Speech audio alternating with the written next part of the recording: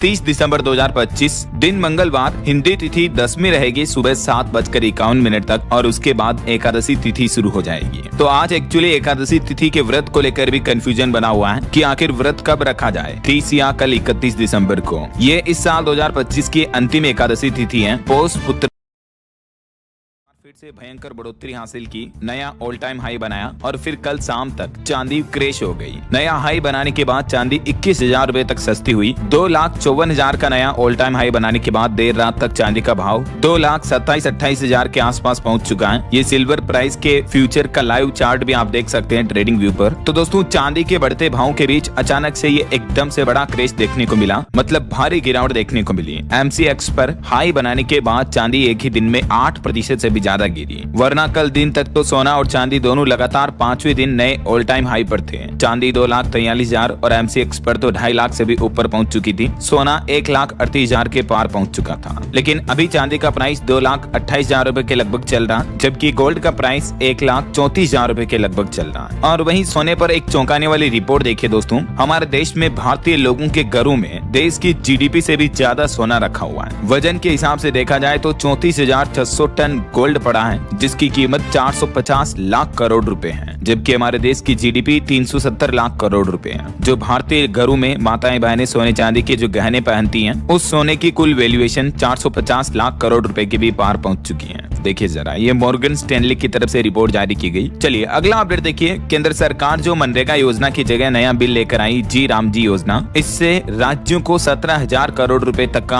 अतिरिक्त लाभ मिलने की संभावना है। ये जानकारी भारतीय स्टेट बैंक SBI रिसर्च की तरफ से एक रिपोर्ट में दी गई और SBI ने दावा किया कि उत्तर प्रदेश, बिहार और महाराष्ट्र इन राज्यों को इस योजना का सबसे ज्यादा फायदा होगा। स्टेट बैंक ऑफ इंडिया ने अपनी लेटेस्ट रिपोर्ट में बताया कि भले ही इस योजना में फंडिंग का पैटर्न बदल दिया है, बावजूद इसके राज्यों को सामूहिक रूप से 17,000 करोड़ रुपए का शुद्ध लाभ होने की उम्मीद है। जबकि मनरेगा योजना का तो पूरा फंड केंद्र सरकार देती थी, अभी इस जी राम जी योजना में तो 40% पैसा राज्य सरकारों को भी देना पड़ेगा, राइट। लेकिन उसके बाद भी इस योजना में कुछ ऐसे नए बुनियादी बदलाव किए गए हैं जिनसे राज्यों को ऑल ओवर बेनिफिट होगा। चलिए अगली खबर देखिए। ऑस्ट्रेलिया में भारतीय निर्यात पर 1 जनवरी 2026 से ही जीरो ड्यूटी जीरो टैक्स लगेगा। श्रम प्रधान उद्योगों को बड़ी राहत देते हुए केंद्रीय वाणिज्य मंत्री पीयूष गोयल की तरफ से ये बड़ी घोषणा की गई है। वहीं भारत और ऑस्ट्रेलिया के बीच व्यापार समझौते ECTA को 3 साल पूरे हो चुके हैं और इसी मौके पर सरकार ने कहा कि 1 जनवरी 2026 से भारतीय निर्यातकों के लिए, एक्सपोर्टर्स के लिए ये ऑस्ट्रेलिया का बड़ा बाजार खुलने जा रहा है। ये कुछ डेटा भी आप देख सकते हैं भारत और ऑस्ट्रेलिया के बीच ECTA में क्या क्या खास है। वहीं कुछ और रिपोर्ट सामने आ रही, देखिए आप। दिवाला और शोधन क्षमता संहिता IBC विधेयक 2025 से बैंकों को कर्ज वसूली में राहत मिलेगी। और वहीं आईफोन को लेकर भी देखिए एक रिपोर्ट आ रही कि भारत में iPhone 16 की 65 लाख से भी ज्यादा यूनिट्स की बिक्री हुई, जो कि भारत में अब तक सबसे ज्यादा बिकने वाला स्मार्टफोन बन चुका है। वहीं रिपोर्ट्स आ रही कि अगले साल 2026 में एप्पल कंपनी फोल्डेबल आईफोन भी ला सकती है और भी नए साल 2026 में बजट में टैक्स सब्सिडी पर भी कुछ बड़े फैसले लिए जाएंगे। रोबोट्स इतने विकसित हो सकते हैं कि इंसानों जैसे काम रोबोट्स करने लग जाएंगे। नए साल 2026 में कई बड़े इवेंट भी आपको देखने को मिलेंगे। बाकी 2026 से सरकार कुछ नए नियम, न्यू रूल्स एंड रेगुलेशंस भी लागू करने जा रही है। अभी एक दिन पहले मैंने आपको DLS न्यूज चैनल पर इस बाबत अपडेट भी बताया था, तो आप चैनल पर जाकर ये वीडियो देख लीजिएगा। 1 जनवरी 2026 से हमारे देश में 10 नए नियम कौन कौन से लागू होंगे, ठीक है ना। चलिए अगली खबर देखिए। केंद्रीय मंत्री प्रहलाद जोशी का कहना है कि PM सूर्य घर योजना से देश के 25 लाख से भी ज्यादा घर रोशन हुए हैं। हरित ऊर्जा की दिशा में भारत की ये एक बड़ी उपलब्धि है। ये योजना केंद्र सरकार द्वारा 13 फरवरी 2024 को शुरू हुई थी और इस योजना में अब तक 25 लाख से ज्यादा लोगों के घरों पर, छतों पर सोलर कनेक्शन लगाए जा चुके हैं। इसमें घरों को 300 यूनिट फ्री इलेक्ट्रिसिटी भी दी जाती है। सरकार की तरफ से ये आंकड़े जारी किए गए हैं। कौन कौन इस योजना का फायदा ले सकते हैं, इस बारे में जानकारी भी आप देख सकते हैं। और वहीं ऑटो इंडस्ट्री से एक रिपोर्ट देखिए। वाहन उद्योग साल 2025 को रिकॉर्ड बिक्री के साथ विदा करेगा।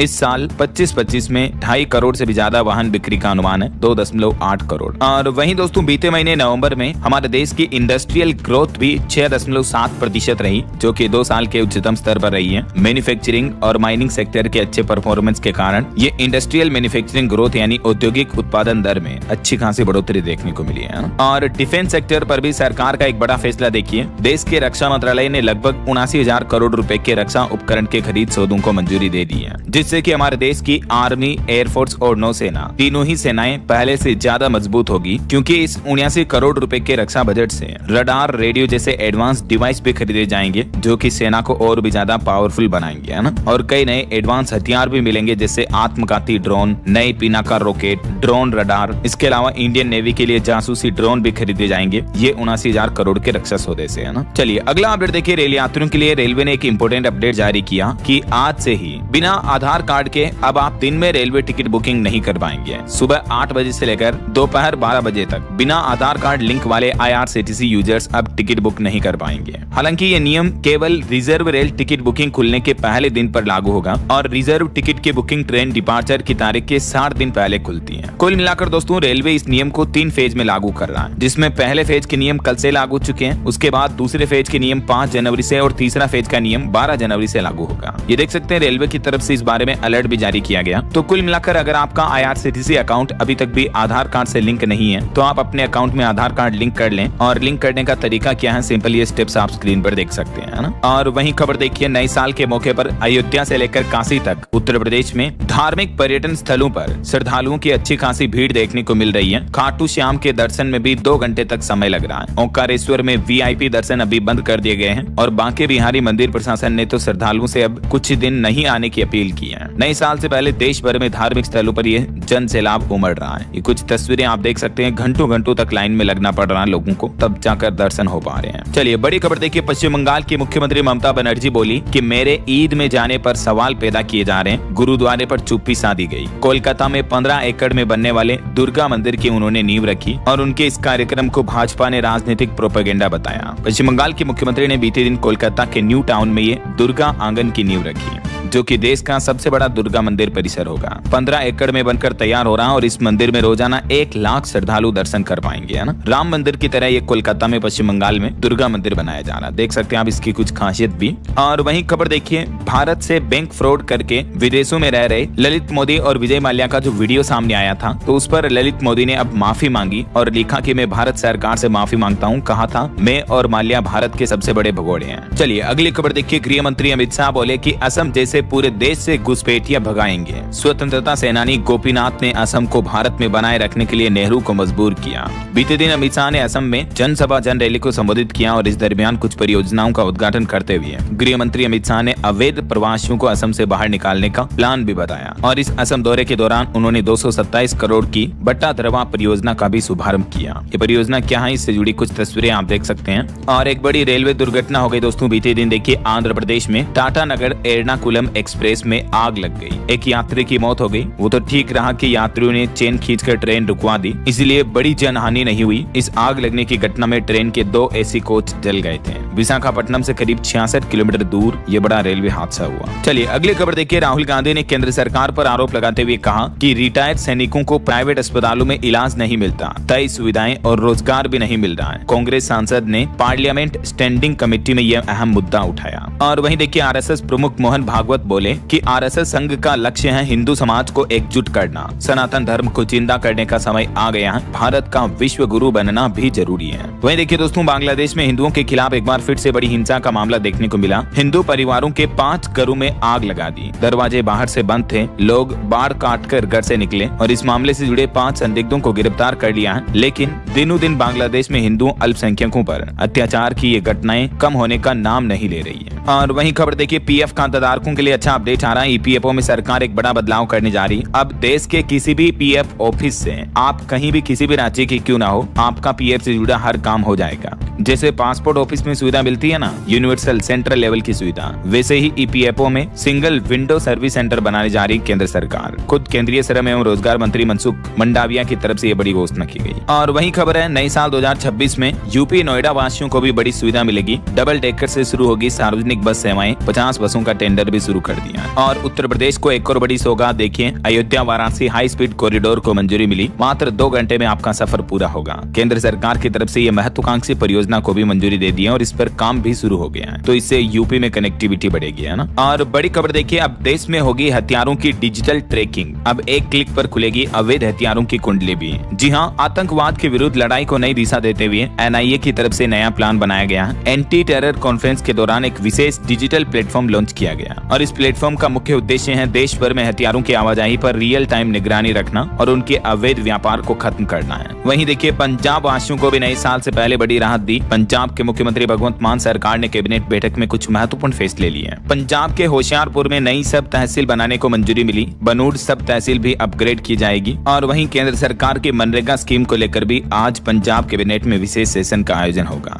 अच्छा, वैसे पंजाब से जुड़ी एक और अनोखी खबर देखिए। एक किसान की 1 करोड़ की लॉटरी निकली। फतेहगढ़ साहिब में मात्र 7 रुपए की टिकट खरीदी थी। ये पहले भी लॉटरी में 90,000 रुपए जीत चुके हैं। और गुड लक किस्मत देखिए, पंजाब के फतेहगढ़ साहिब में एक किसान ने 7 रुपए में 1 करोड़ की लॉटरी जीती है। नाम है बलकार सिंह। मेनी कांग्रेट्स इनको। चलिए अगली बड़ी खबर देखिए दोस्तों। उत्तर प्रदेश के उन्नाव दुष्कर्म मामले में सजा काट रहे पूर्व विधायक कुलदीप सिंह सेंगर को सुप्रीम कोर्ट से बड़ा झटका लगा और सुप्रीम कोर्ट ने हाई कोर्ट के द्वारा उनको दिए गए जमानत के आदेश पर भी रोक लगा दी है। सुप्रीम कोर्ट ने इस मामले की सुनवाई करते हुए कहा कि कुलदीप सेंगर को रिहा नहीं किया जा सकता है, जबकि दिल्ली हाई कोर्ट ने पहले जमानत दे दी थी, लेकिन उस जमानत को भी रद्द कर दिया सुप्रीम कोर्ट ने और फिलहाल कुलदीप सेंगर की जमानत पर रोक लगा दी गई है। सुप्रीम कोर्ट के सीजेआई बोले कि जज से भी गलती हो सकती है। सुप्रीम कोर्ट के द्वारा ये फैसला सुनाए जाने के बाद पीड़िता रोने लग गई और कहा कि फांसी दिलाऊंगी इस अपराधी को, कुलदीप सेंगर को फांसी तक लेकर जाऊंगी तभी न्याय मिलेगा। उन्नाव रेप केस की पीड़िता ने अपना दर्द भी बयां किया। चलिए अगला अपडेट देखिए। नए साल के मौके पर राजधानी दिल्ली के 6,476 गरीब परिवारों का सपना पूरा होगा। सावदा गेवरा में फ्लैट की चाबी सौंपेगी सरकार। दिल्ली की रेखा गुप्ता सरकार की तरफ से ये प्लान बना दिया गया है और तकरीबन 2,500 खाली फ्लैटों की मरम्मत के लिए बजट भी मंजूर कर दिया है। तो 2026 की शुरुआत में ही गरीब लोगों को उनका आवास मिल पाएगा ना। और पॉलिटिक्स से खबर देखिए। बिहार चुनाव में बम्पर जीत के बाद अब झारखंड में भी सक्रिय हुई बीजेपी। संगठन प्रभारी ने नेताओं को टास्क भी दिया। वहीं इधर महाराष्ट्र की राजनीति में निगम चुनाव में अजीत पवार और शरद पवार के गठबंधन पर अजीत पवार बोले कि परिवार फिर एकजुट हुआ। 2.5 साल पहले एनसीपी तोड़कर एनडीए सरकार में शामिल हुए थे।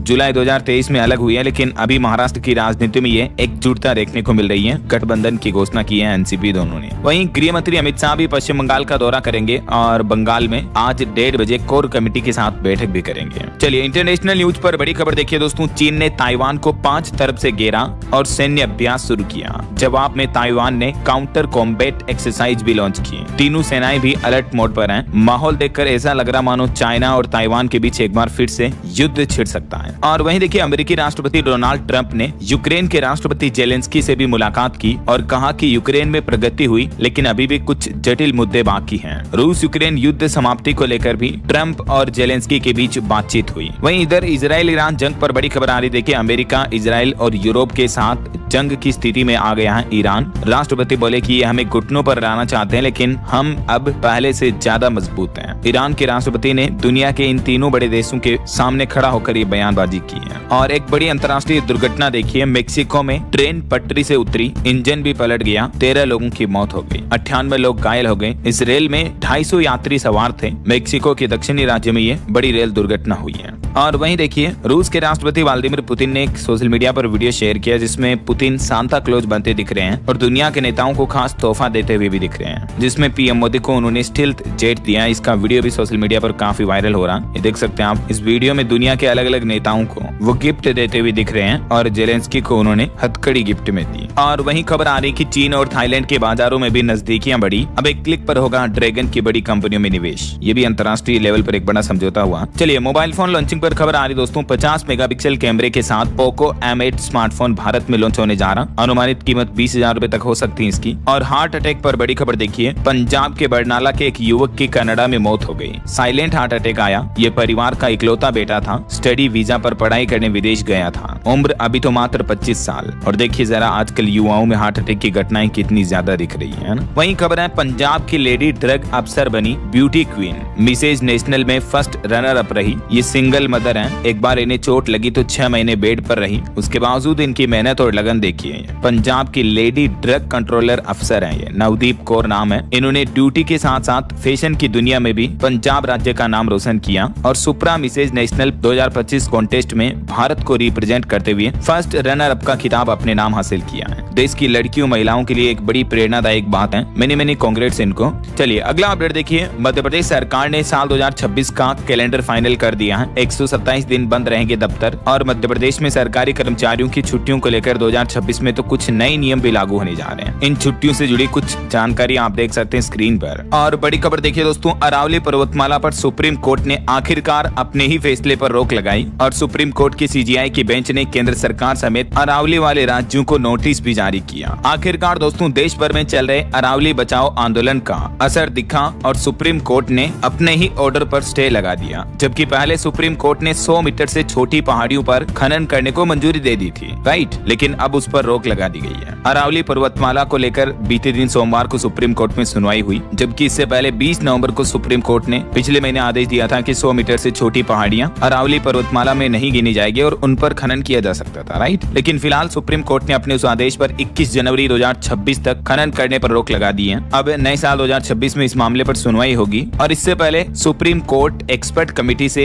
ये कुछ बातें जानना चाहता है, तब जाकर इस मुद्दे पर फाइनल फैसला सुनाया जाएगा। तो आखिरकार देश भर के लोगों ने जो एक साथ संगठन दिखाया, सरकार और सुप्रीम कोर्ट के आदेश के खिलाफ जो आंदोलन किया, तो ये आवाज सरकार के कानों तक पहुंची। तभी तो मैं आपको कहता हूं कि यार संगठन में शक्ति है। हम सब मिलकर अगर किसी मुद्दे पर आवाज उठाते हैं तो आखिरकार सरकार को भी झुकना पड़ता है, राइट। और इसका जीता जागता उदाहरण देखिए ये सेव अरावली अभियान।